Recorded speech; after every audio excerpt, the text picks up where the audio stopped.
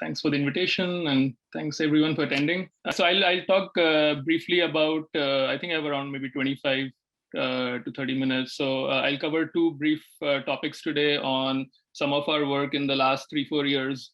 So the first part will be video and language kind of tasks from different perspectives, and then the second one will be how to look at these large-scale pre-training models and language models, but with different aspects of multimodality in them. So yeah, so this is the first part, video-based dynamic spatial temporal context or knowledge. Here I will be basically looking at how to build joint video and language understanding tasks, where the models on these tasks need to perform complex cross-modal reasoning on this dynamic spatio-temporal information. So we'll start with something from 3-4 years ago on video and dialogue or video and language question answering, and then its spatial version, and then we look at retrieval tasks, multilingual retrieval, and a more recent task on future or next event prediction. Yeah, so this is TVQA from EMLP 2018, I think. So this was our attempt to build a large-scale compositional video and language data set. So the main criteria was that the questions in order to be answered should need information both from the video and the dialogue or subtitle text. And they also should provide both temporal and spatial localization information for the model to both be able to predict or learn from. So what I mean by compositionality is this is an example of how the data was collected. So it was requesting annotators to give us specifically these kinds of compositional questions. For example, what is Sheldon holding when he's talking to Howard about swords? So in this case, you can already see that the red part would be something where you have to look at the subtitle dialogue, right, and figure out which part of the video is Howard being talked to about swords by Sheldon. And then inside that time range, you have to go to the frames and visually look at what is Sheldon holding. And there were also reverse and different kinds of combinations of this, right? I could say, what was Howard talking about when Leonard entered the door? So first you have to visually find the temporal grounding of when Leonard entered the door. And then inside those frames, you have to go and look at the dialogue and answer what was Sheldon talking about or Howard talking about. So this was basically collected on different kinds of TV show genres. So this was a good way for us to have things like sitcom, but medical and also crime genres. And there's a lot of daily rich sort of interpersonal activities involved in all these different scenarios. And the pie chart sort of, we also annotated the types of questions across these genres. So there were things like abstract questions, object, action, person-based, location-based, a few small 10% roughly on reasoning, and then also method or how style questions. And then the paper has, I mean, I'll not go into the details of each of these, but the paper also gives comparisons to all the previous useful work on video-based question answering. So in particular, TVQA checked sort of multiple checkpoints in terms of needing both text and video for the question source to reach the answer, also having timestamp annotations, also having longer questions and more amount of data, etc. And then the TVQA follow-up on this also ended up adding spatial bounding boxes inside the frames that contained the answer. So in this case, the model would also have to do spatial. So first it would do temporal grounding on which part of the video contained the answer to the question. But instead of just generating the answer or choosing the answer out of multiple choices, the model also had to ground the object in the frame. So this added an extra layer of explainability responsibility on the models, right, where you could not just sort of have shortcuts in terms of multiple choice QA, which is a widely discussed topic recently, right, where multiple choice maybe is the right thing versus generative question answering, but then it has its evaluation issues. So in this case, the extra responsibility for also showing the answer bounding box allows the models to be more faithful to the answer. Then the next step in this direction was TVR, which was text and video moment retrieval. So the TV sort of acronym I'm using both ways. I mean, it was for TV shows, but also T and V could be text and video. So the basic idea here is that now the output and input have changed. So in this case, you're not given a single clip and a question. You're first of all given thousands or millions of videos in a big video database and a flexible language query. So you have to both first find the video among the thousands or 100,000s of videos that contains the answer to that query, which is the clip. But then inside that video, you have to also find the timestamps. And again, this was one of its first compositional style video moment retrieval datasets, where a lot of the queries needed both information from the video and the subtitle, in the sense that talking on the phone is part of the video, whereas the red parts are from the dialogue subtitles. So this part of the slide I already explained. This is a video corpus moment retrieval VCMR task, where basically you're given a query and a full video corpus with thousands or 100,000s or tens of thousands of videos, and you have to retrieve the matched moment from the full corpus, which means that first you have to retrieve the ground truth video, which is called video retrieval task. And then inside that video, you have to do the moment retrieval, single video moment retrieval task. So again, there's some more details in the paper that I'll refer you to, but the idea was to be able to cover a lot of properties in this data set, which would be things like diverse genres, much bigger number of questions and videos, much bigger vocabulary size, having a reasonable average question length, but also things like needing both video and text in the query context, having timestamp annotations, also the question type being annotated, like reasoning versus object detection versus other kinds of questions. And also the fact that these are standalone queries, as opposed to some previous works having more just marking sentences inside a big context paragraph or span detection style queries. There's also some other properties that were interesting. So TVR, we have much relatively shorter moments to be discovered by the models, as well as longer queries.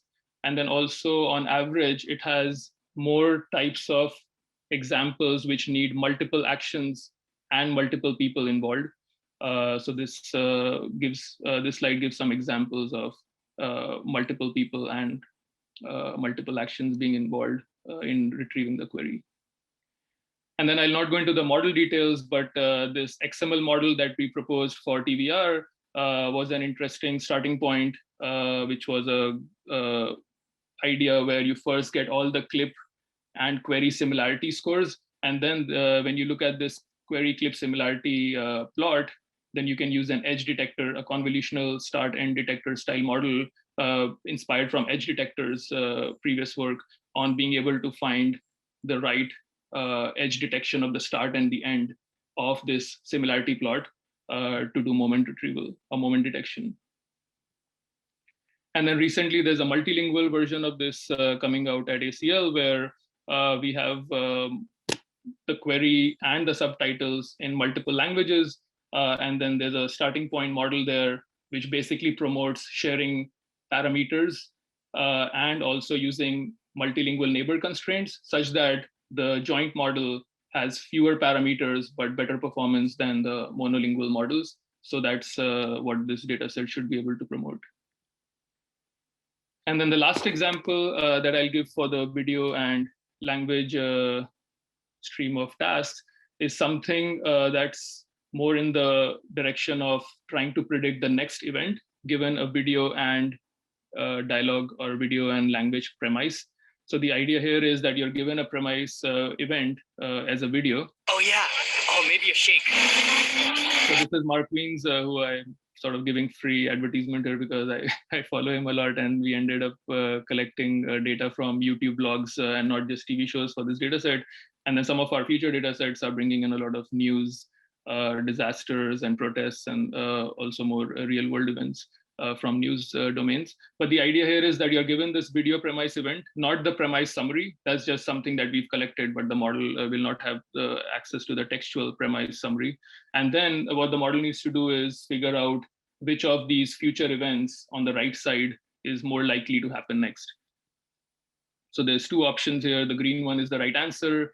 And we also collected rationales for why one of these is the more likely event than the other, also so as to promote rationale or explanation generation tasks on this data set, and not just, again, choosing the multiple choice answer, which can have shortcuts. But even before using the rationales or making the model generate the rationales or choose the rationales, we tried to have the multiple choices be not that shortcutty in the way. Let me actually show you one more example first. Actually, I didn't explain this example. So in this one, the answer hopefully is clear why it's the B answer and not the A. And the reason is because there are hollowed out watermelon rinds sitting in front of the woman here. So she will pour out the watermelon juice in the rinds and not the cups. So there's some of these are very subtle next event predictions. This one is more from a crime genre example. I got back to my apartment. That phone was on my doormat. It had a text on it. And again, in the same theme of our previous works, the video here is always accompanied by video and dialogue text. So even the next event prediction task, a lot of the examples can only be completed when you use information from both the video and the text in the dialogue, and not just the video alone. And in this case, there's two options. Beckett takes the phone and reads the text, or Beckett picks up the phone and hands it to Dean. So the first option is the correct one, and the rationale is that you don't usually just hand a piece of evidence to a suspect. So you can see how these need a lot of high-level common sense knowledge. And the way we made these options more adversarial is that we use the human and model in the loop adversarial data collection technique called Hamlet, which we did with Facebook in one of our previous papers called ANLI, Adversarial NLI. And the idea here is that hopefully most of you are already probably familiar with this, but I'll give a brief summary. The idea is that you want to collect more challenging data, in this case, the multiple choices for the next event, in a way that the annotators, if they write some very easy options that are that have some obvious biases, like someone slapped someone, or they spoke, they said nothing, right? So things that might be obvious that these are definitely not the next likely events. We don't want such easy examples. So what we do is annotators are supposed to write these tricky examples in a way that it can fool a strong baseline model, for example, GPT or Roberta. So they were, when they would write these A and B examples for us, and if a Roberta or GPT style model could already figure out the right answer, we would, with a certain amount of probability, not always, because there has to be a balance. We can't really force them to always give us the most tricky, hardest example. But with a certain probability, we would go back to the annotator and say, hey, can you give us a more tricky example such that this baseline model cannot solve it? And there's multiple rounds of this usually, where then you collect that data and you retrain your model, make the model stronger, and then the Turkers have to give us data for fooling the stronger model.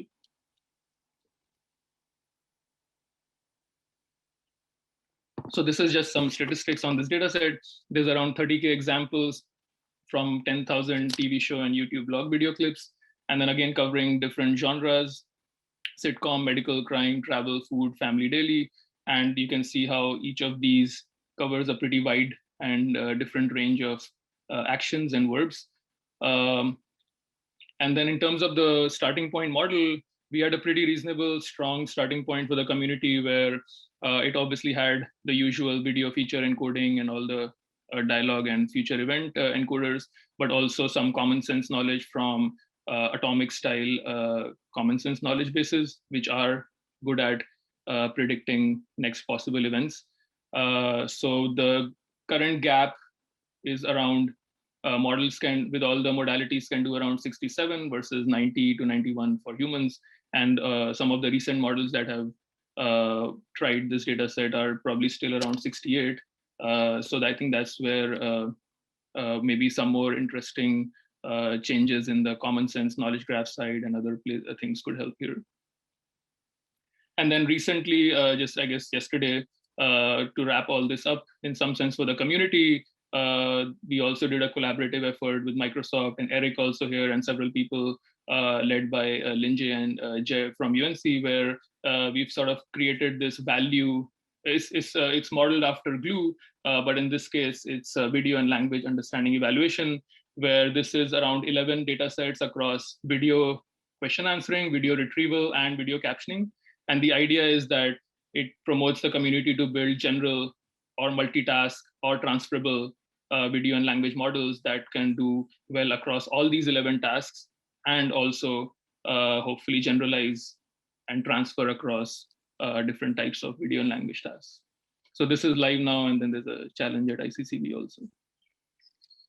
Okay, and then the second part for the talk is more from the side of language models and then vision and language pre-training. So here I'll briefly cover a general theme of how do we enhance large-scale pre-trained language models with different methods and types of visual grounding so as to have different kinds of effects, improved language understanding or improved language generation or improved multimodal/embodied tasks. So I cover things like Lexmod and then also some video versions of it, a generative version, a vision to language directional version, and then a maybe cute example on using things end-to-end for a robotic task. So again, like Ray said in his talk, I think this audience is very sort of well-versed with this literature probably, so I'll keep it brief, but everyone has been using BERT. So around 2.5 years ago at this point, we, along with others like Wilbert, we developed Lexmod, where the idea was that instead of doing pre-training from the idea of having the model predict missing or masked tokens in the text, we should also have the vision side of it interacting jointly for multimodal tasks. So the top part of this figure would, instead of just having the text at the bottom, would also have an image where you could do region or positional feature masking for the visual side to get an object relation encoder in addition to the language encoder. And then you would have a cross-modality encoder, which would then be pre-trained on 5-6 different kinds of multimodal or cross-modal pre-training tasks. For example, text and image matching, or text and image question answering, or cross-modal language model masking, and also things like feature regression or label classification version of image classification. So basically, this was a good example of how to use BERT-style models for different kinds of multimodal applications. So I'll skip most of this, but back then this got pretty big gains on things like NLVR2 and VQA, and this one was one of my favorites, where this is the WizWiz VQA challenge, where the images are from people who have visual disability. So this is extremely sort of real world images, in the sense that and also because of the visual disability, the objects are several times out of the frame or blurred or only half the image. And so this is originally a crowdsourcing task where the person would take an image and ask a question to get help about their daily activities. But then what if models can help them with certain amount of confidence? So in this case, Lexmod was able to generalize to these kinds of images. And then we have a couple of video extensions of this. So probably not enough time to go into details, but I'm happy to discuss this offline or in the panel. But the idea here is that for video and language pre-training, you would basically have things like video, like the pre-training task would change, right? So you would shuffle the video frames and make the model reorder those, or you would have video and subtitle or ASR caption matching, and then also some other pre-training tasks. So we had two examples of this in the recent conferences. So one was December, where the idea is it's a short form for dense captioning, and also there's a constrained attention loss to basically do two things. One is that the dense captions help you get more grounding regional information, and this becomes as part of the masked language modeling pre-training task in addition to the video text matching. And you also have a constrained attention task here, where the idea is that these ASR captions are usually very misaligned with the timestamps of the video. So can we help a little bit shift and align this focus where we give the model the captions, not just the one that matches the timestamp of the video, but also the surrounding ones, and we make it focus on the one that exactly aligns to it and give it less focus on the ones that are not aligned to it. So this is basically an easy way to be able to try to shift and align some of the ASR captions better. And then clipboard is another angle where this uses sparsity for video and language pre-training, where the idea is that most of the video and language pre-training models become very memory and compute intensive if you do end-to-end learning. So the video features are usually fixed and not fine-tuned jointly with the end tasks, and sometimes the domain becomes different or the feature spaces become different. So by using sparsity and only sampling a small set of frames for a clip and then using multiple clips to densely fuse them together, this was a work that showed how you could do end-to-end video and language fine-tuning and get comparable or better performance with much better compute intense models for different kinds of video and language tasks. And then the second last example here is now going into the idea of more unified models. So as I've already shown you probably in my own 3 or 4 last slides, most of these multimodal pre-trained models start becoming very task specific. So across the literature, if you see the hundreds or 200 such papers that have come out in the last 2 or 3 years, you'll probably see that if they are, there are some models that will have a multiple choice VQA style architecture, some will have a more visual grounding architecture for referring expressions, some will have a more image captioning style decoder. So the idea of this recent paper that's coming up at ICML, which we called VLT5, as the title says, the idea is unifying vision and language tasks via text generation. So what we did was we basically treated all of these diverse, discriminative, and generative tasks as conditional multimodal text generation. So I think this bottom left side summarizes it maybe for the scope of this talk, that you would have a task prefix here, and then you would have the task text input here, and then the task vision input here. And then the decoder would be an autoregressive text decoder. So examples here would be, if you're doing multimodal language modeling, then the task would be, the task head is called span prediction, and then a dash is dash over fire hydrant, and the decoder has to generate man and jumping. If it's VQA, the task prefix is VQA. What is the man jumping over is the text input, and then obviously the answer in this case is text. But if it's visual grounding or referring expression comprehension, then you would have the task prefix visual grounding, the input referring expression, and then the bounding box number 3 would also be generated as a textual output. And then same for image text matching. That's the task prefix, that's the text input, and then you can have false or true as a text generation output. And so there were 2 advantages of this model. First of all, it was basically able to jointly multitask, train all these 7 or 8 tasks with just one set of parameters. And then the other advantage we showed is that for things like rare category visual question answering answers, this model can generate rare and unseen answers more easily because it's a generative model as opposed to a fixed vocabulary discriminative model. And then this is the last piece where we, instead of using multimodal, cross-modal BERT style models for multimodal tasks, here the idea was more that can we use visual mapping inside BERT to be able to ground it more to what the text in the given task would align to. So the idea is that in BERT, if you are doing the general pre-training task of masking some text and then trying to fill in the blanks, in addition to that, what if BERT, the BERT pre-training task also needs the tokens to map the text to their corresponding visual mappings? So there were 2 challenges here. One is that, first of all, such visual mappings from text to images, and this was pre-clip era, and in that case, there is MS COCO, right, as the smaller vocabulary and smaller sentence length kind of multimodal data sets. But BERT would rather be trained on things like Wikipedia, which is much more vocabulary, much longer sentences, and aligns to the kinds of language that BERT would be used for in natural language understanding tasks.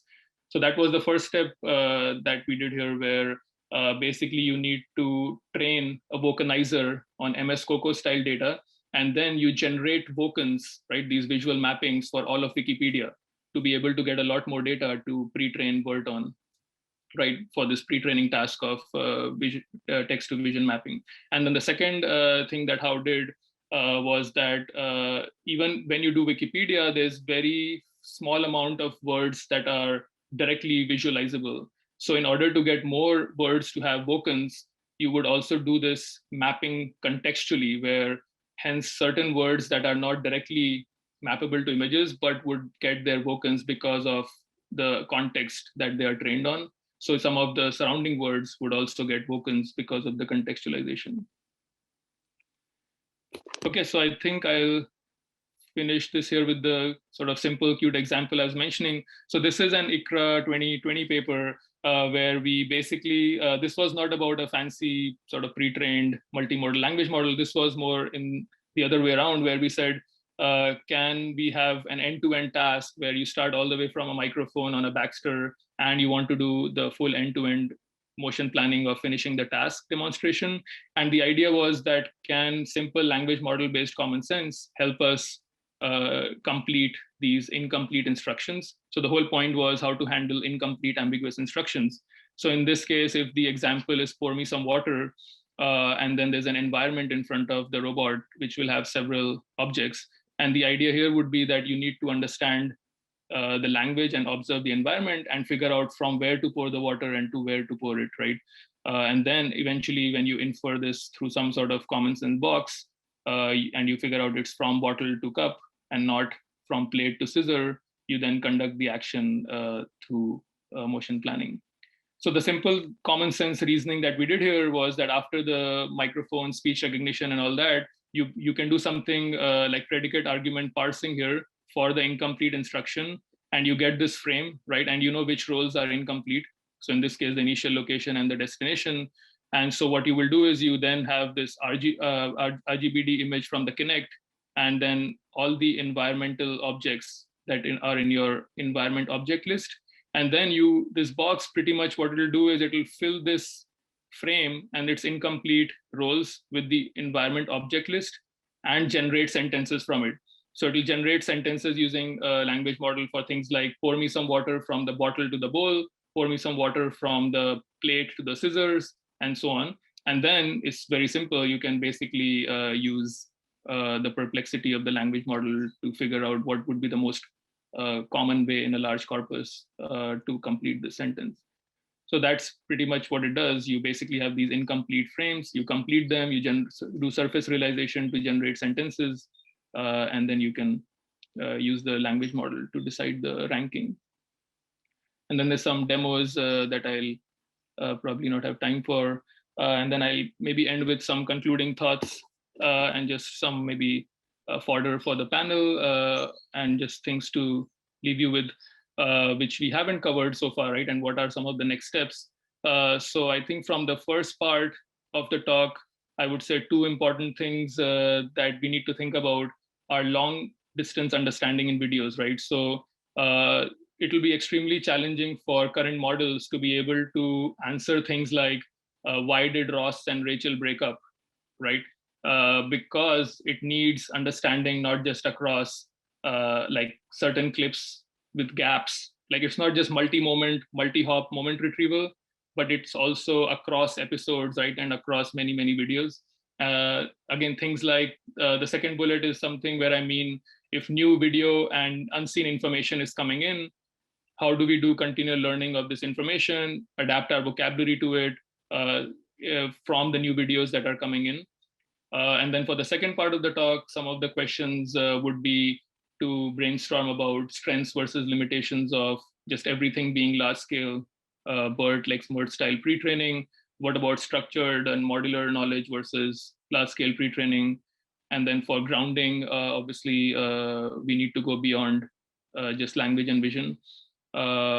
And then the last one would be that the ambiguities for robotic instructions, when we sort of imagine real world ambiguities, these are much longer, and there's a lot of scope for interaction and clarifications, which obviously there's some work on. So this is what are some of my concluding thoughts. And thanks again. And obviously thanks to the students who did all the work. Thanks.